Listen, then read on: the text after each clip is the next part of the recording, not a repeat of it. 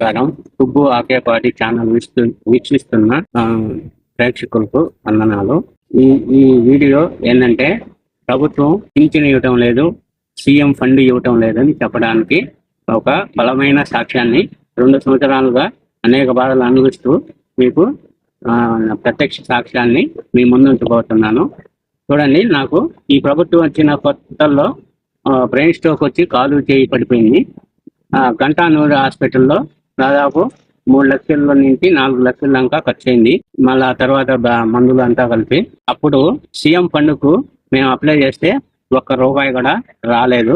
CM fund అసలు ఎంతో మందికి ఇచ్చామని పేపర్లో అడ్వర్టైజ్మెంట్ వినడం తప్పితే సీఎం ఫండ్ ఒక్కరికైనా అర్హులకు ఇచ్చినట్టు నా దృష్టిలో ఎక్కడా కనపడలేదు.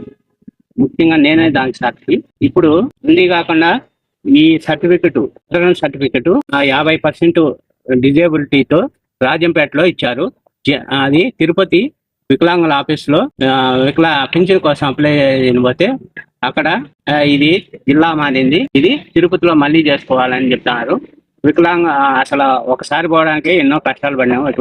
వికలాంగత్వంతో నష్టలేక తోడలేక అలాంటి పరిస్థితుల్లో నాకన్నా ఇంకా ఘోరంగా ఉండే చాలా మంది ఉన్నారు. వాళ్ళు ఇచ్చిన సర్టిఫికెటే వాళ్ళే తెల్లదంటే ఎందుకు ఇంకా గవర్నమెంట్ ఉండడం? గవర్నమెంట్ పింఛను వికలాంగత్వంతో పనులు చేసుకోలేక కనీసం మాత్రలు కూడా తెచ్చుకోలేని పరిస్థితిలో ఉంటే పింఛన్ అన్న వచ్చే మాత్రలకు ఏదైనా ఖర్చులకు ఉంటుంది అనుకుంటే 2 సంవత్సరాల నుంచి ఈ సర్టిఫికేట్ పెట్టుకొని సచివాలయం చుట్టూ తిరుగుతున్నాను.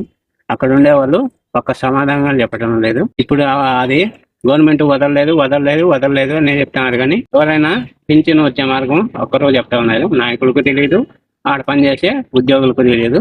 ఇలాంటి పనికిమాల ప్రభుత్వం ఎక్కడ ఉండకూడదని నేను కోరుకుంటున్నాను. ఇప్పుడు నాకు యాక్సిడెంట్ అయిన ఖర్చు అయిందని తెలుసుకొని ప్రభుత్వం సీఎం ఫండ్ ₹1 ఇకపోయినప్పటికీ నా స్నేహితులు 1992 మార్చి 10వ తరగతి రాసిన చిట్వేలి జడ్పీఎస్ స్కూల్లో 10వ తరగతి రాసిన విద్యార్థులు, నా స్నేహితులు, బాల్య స్నేహితులు వాళ్ళందరూ కలిసి అలారం చేసుకొని 1,00,000 పైనే నాకు ఇంకా నా సత్సంగ సభ్యులందరూ కలిసి